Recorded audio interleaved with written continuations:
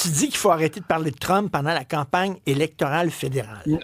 OK, ce que je dis, c'est très exactement ceci.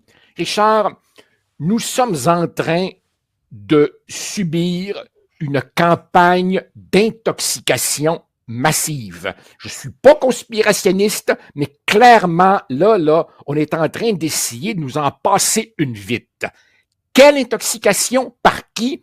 Par le Parti libéral du Canada et par ses innombrables relais médiatiques. On veut nous imposer le narratif suivant.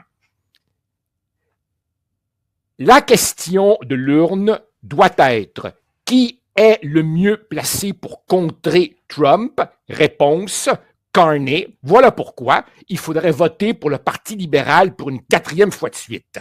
Richard, je dis non. Je dis non. C'est vrai qu'on va avoir Donald Trump dans les pattes et ailleurs pendant 4 ans. C'est vrai que ce sera difficile pour n'importe qui sera premier ministre du Canada. Mais, Richard, les États-Unis ne vont pas nous envahir, ne vont pas nous annexer, ne vont pas faire de nous le 51e État.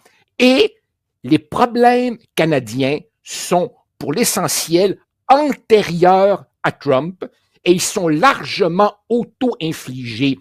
Qui a laissé gonfler la dette du Canada? Le Parti libéral. Qui a perdu le contrôle des frontières? Le Parti libéral. Qui a laissé rentrer ici par dizaines de milliers des faux réfugiés? Le Parti libéral. Qui a laissé stagner la productivité de l'économie canadienne? Le Parti libéral.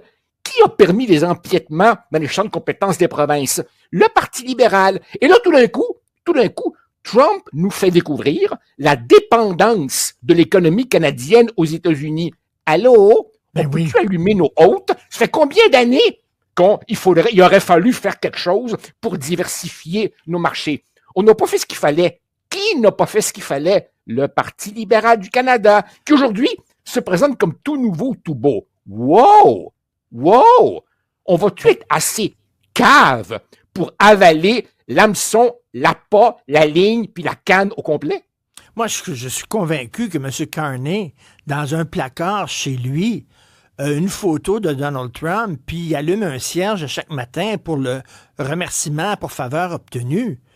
Quelle diversion incroyable! Ben oui. Richard, je ne sais plus, je devrais retrouver ma source, je ne sais plus quel commentateur politique canadien-anglais disait récemment « Si le Parti libéral du Canada est si fier de son bilan des dernières années, comment ça se fait qu'il s'empresse de copier le programme du Parti conservateur? » Écoute, j'entendais Mark Carney dire « On a éliminé la taxe sur le carbone. » Mais jusqu'à tout récemment, Stephen Guilbeault nous disait que cette taxe était absolument formidable. Là, il nous dit on a réduit le taux de la taxe sur les gains en capital. Il n'y a pas tellement longtemps, François-Philippe Champagne nous disait que cette taxe était absolument nécessaire. Tu sais, là, il nous dit je vais baisser les impôts pour aider les Canadiens qui ont de la misère à payer leur panier d'épicerie et à mettre de l'argent de côté pour l'étude de leurs enfants. Excuse. Cette difficulté de la vie quotidienne, là, elle est là depuis un bon bout de temps. Et qu'est-ce que le gouvernement sortant a fait pour? En passant,